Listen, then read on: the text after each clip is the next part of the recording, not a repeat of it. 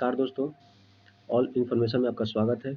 जैसा कि आप स्क्रीन पर देख रहे हैं कि रुक्मिणी वॉल्यूम 1 स्टेट यानी कि बिहार शिक्षक पात्रता परीक्षा 2024। आप सभी जानते हैं कि इस एग्ज़ाम का डेट आ चुका है और पेपर 1 और पेपर 2 के लिए एग्ज़ाम होने वाले हैं। ठीक है, तो वैसी स्थिति में हम 150 प्रश्नों में से 50 प्रश्नों का हम तैयारी यहाँ से कर लेंगे और एक क्विक रिवीजन के तौर पर चलेंगे, क्योंकि आपको एग्ज़ाम व्यू से काफ़ी इम्पोर्टेंट लगेगा और ये ऐसे 50 प्रश्न होंगे जो कि कहीं न कहीं पिछले एग्ज़ाम में पूछे गए होंगे।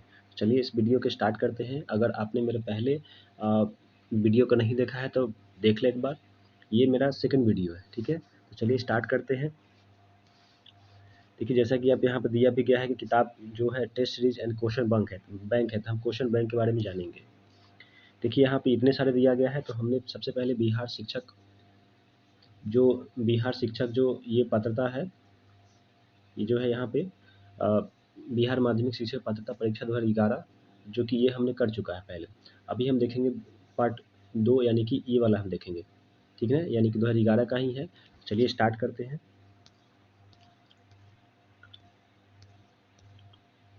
देखिए यहाँ पे प्रश्न है, 2011 का है। यहाँ पे प्रश्न जो है स्मृति आधारित प्रश्न है, तो हम चलिए स्टार्ट करते हैं। देखिए प्रश्न 1 कह रहा है कि शिक्षा का कानून जो है, शिक्षा कानून 2009 के संदर्भ में कौन सा कथन सत्य नहीं है? तो सत्य नहीं है, यहाँ पे आपको स्क्रीन पर टिक भी लगा हुआ है, फिर भी आप एक बार ध्यान से देखेंगे, समझेंगे कि किस तरह से ये हुआ है। तो ऑप्शन आंसर इसका हो जाएगा ऑप्शन नंबर बी नंबर, यानी कि ये केंद्र सरकार का उत्तरदायित्व होता है, जबकि ये गलत है। ये केंद्र नहीं, शिक्षा का जो संदर्भ है ये केंद्र और राज्य दोनों का होता है, ठीक है? जो सही कौन-कौन सा वो देख लेते हैं।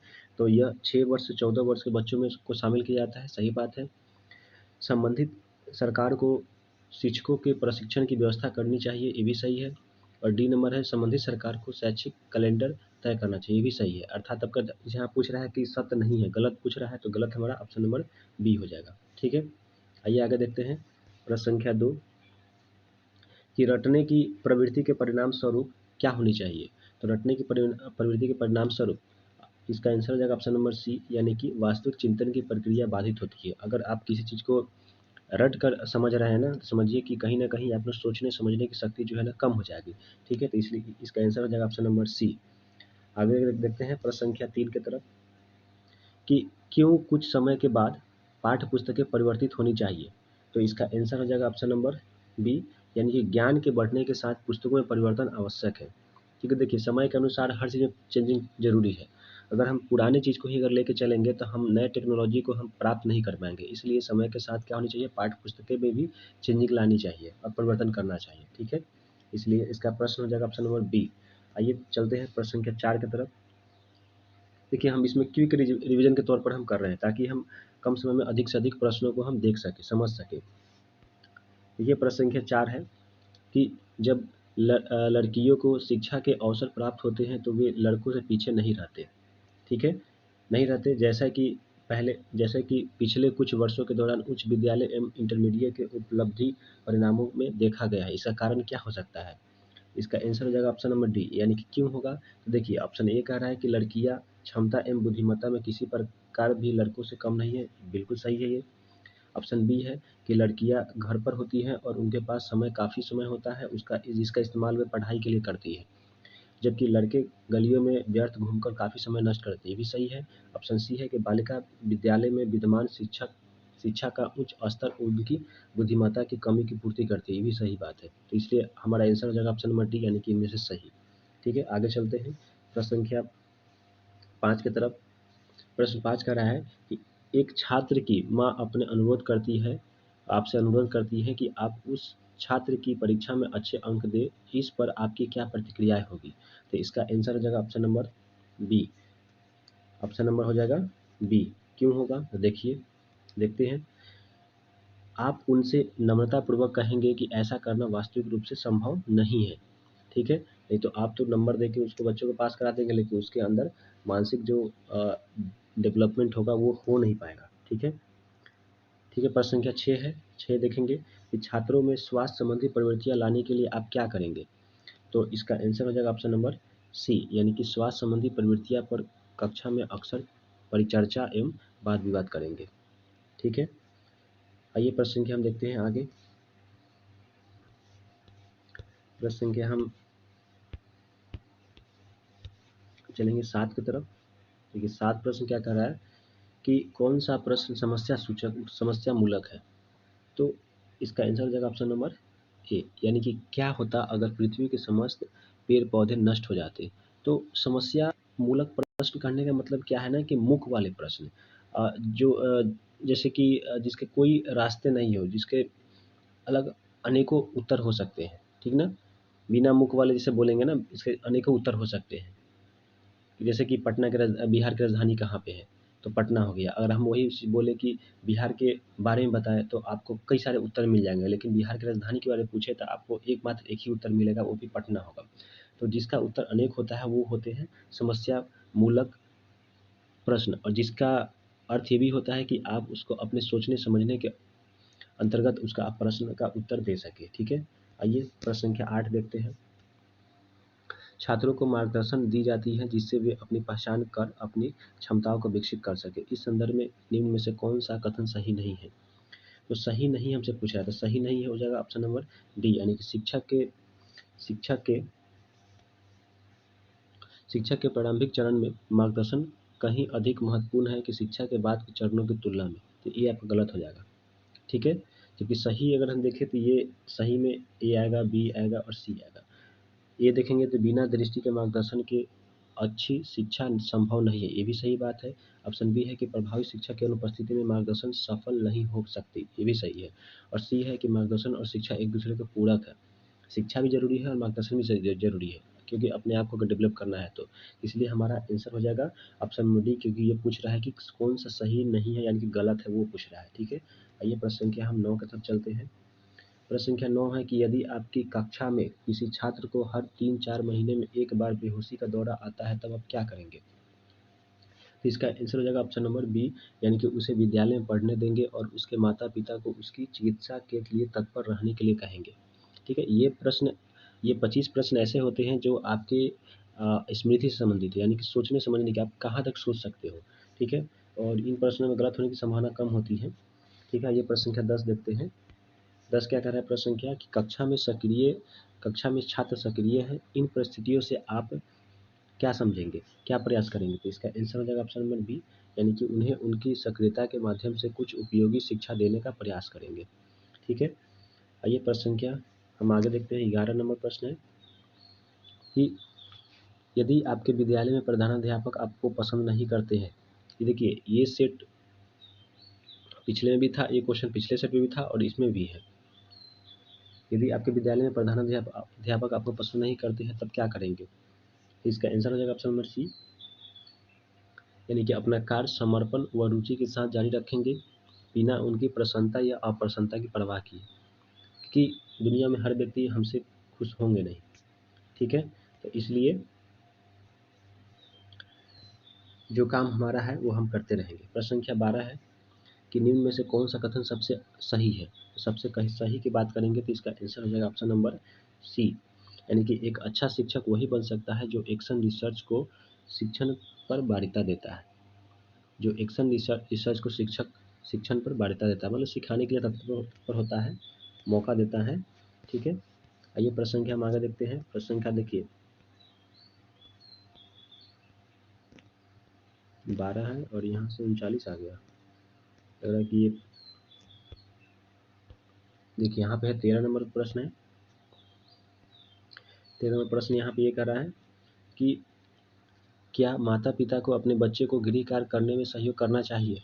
तो इसका अब आप भी जानते हो कि हाँ करना चाहिए, बट कुछ और भी इसका आंसर हो सकता है। ठीक है, तो हाँ ये तो बात सही है कि करना चाहिए। ठीक है, तो इसमें हम हाँ लगाएंगे ऑप्शन नंबर बी में। इससे माता पिता को अपने बच्चे की प्रगति का पता चलता है। ठीक है, ताकि बच्चा कितना पढ़ रहा है, कितना नहीं पढ़ रहा है, कितना वो समझदार है, तेज है, ये सब जानकारी उसको मिल जाती है। प्रश्न संख्या 14 है कि कौन सी संस्था विश्वविद्यालय शिक्षा के प्रसार, समन्वय एवं शिक्षा के मानकों को लागू करने के लिए उत्तरदायी है। ठीक है, तो इसका आंसर हो जाएगा ऑप्शन नंबर बी, यानी कि यूजीसी। ठीक ना, ठीक है, आगे देखते हैं। प्रश्न संख्या हम 15 देखेंगे कि प्रोग्राम्ड निर्देशों का सबसे बड़ा लाभ है कि प्रोग्राम निर्देशों का सबसे बड़ा लाभ क्या है? तो इसका आंसर हो जाएगा ऑप्शन नंबर सी, यानी कि इसको यह नहीं सोचना होता है कि उसे आगे क्या करना है। प्रोग्राम निर्देशों का पहले से ही निर्देश दिया रहता है, आपको उस पे डिपेंड होकर आपको काम करना है, बल्कि ये नहीं सोचना है कि आपको आगे क्या करना है, ठीक है। इसलिए इसका आंसर हो जाएगा ऑप्शन नंबर सी।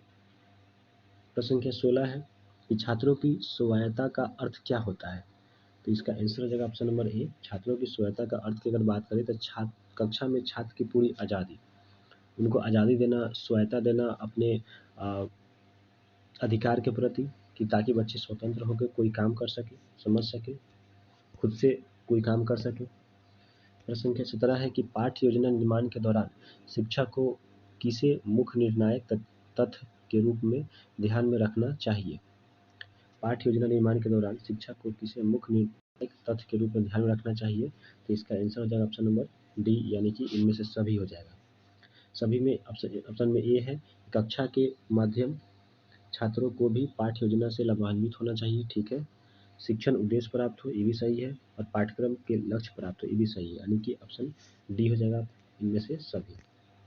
प्रश्न संख्या 18 है कि आपकी कक्षा का एक छात्र गुप्त रूप से आपको सूचित करता है कि आपकी कक्षा के 3 छात्र अक्सर परीक्षा के दौरान एक दूसरे की उत्तर पुस्तिकाओं से नकल करते हैं।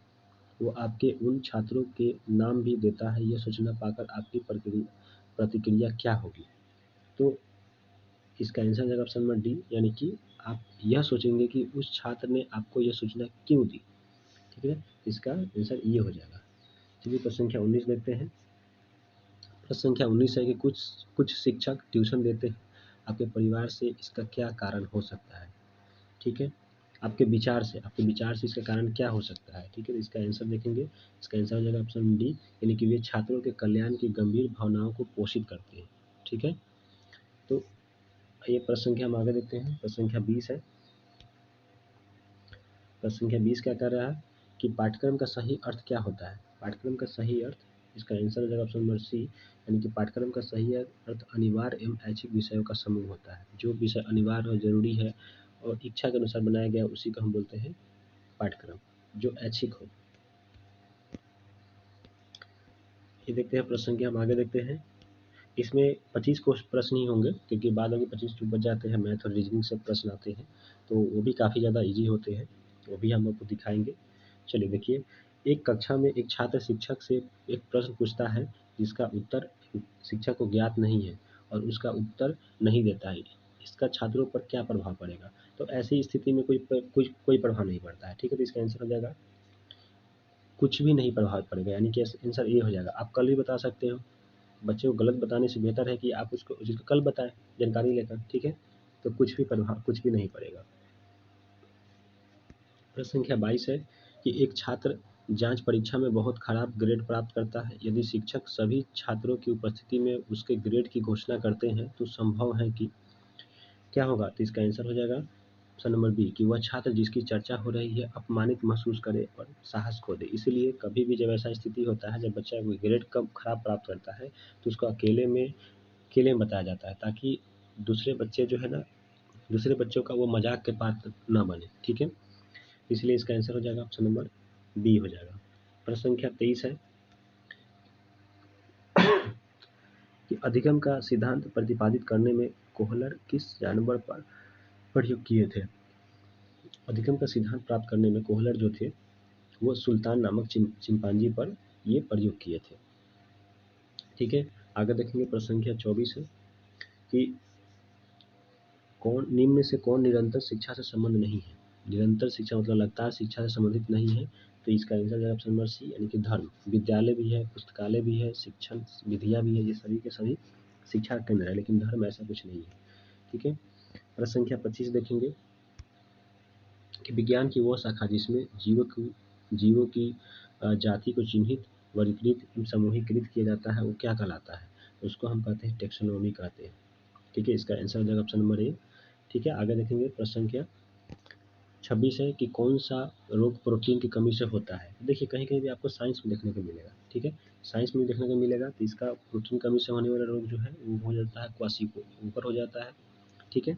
आगे देखेंगे, प्रश्न संख्या 27 है कि ब्लूम का कौन सा शिक्षण उद्देश्य पहले प्राप्त होता है? तो ब्लूम का कौन सा शिक्षण उद्देश्य पहले प्राप्त होता है? इसका आंसर हो जाएगा ऑप्शन नंबर बी, यानी कि भावनात्मक। ठीक है, आगे देखेंगे। प्रश्न संख्या 28 है कि कुछ छात्र चुपचाप विद्यालय से भाग जाते हैं। छात्रों की इस आदत को नियंत्रित करने के लिए आप क्या करेंगे? तो इसका आंसर हो जाएगा ऑप्शन नंबर डी, यानी कि छात्र कक्षा में शिक्षण को अधिक रुचिकर बनाने का प्रयास करेंगे।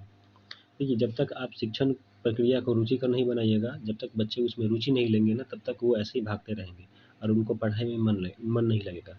तो ऐसी स्थिति कि आप पढ़ाई को ऐसा कीजिए ताकि बच्चे उसमें आनंद लें, हँसते खेलते उस चीज़ को एंजॉय करके पढ़ सकें। ठीक है, तो यही एक ऑप्शन है। आइए देखते हैं हम आगे। देखिए, यहाँ पे आपको 28 प्रश्न ही हैं, और जिसमें से जो सेट है आपका, जैसे कि स्मृति आधारित यानी कि शिक्षण विधिया के जो प्रश्न है, और इसके बाद मैथ और रीजनिंग आ जाता है। तो इसलिए आज की वीडियो में बस इतना ही। अगर आपको वीडियो अच्छी लगी हो तो वीडियो को लाइक, और चैनल पर पहली बार आए हैं तो चैनल को सब्सक्राइब भी जरूर कर लें। धन्यवाद।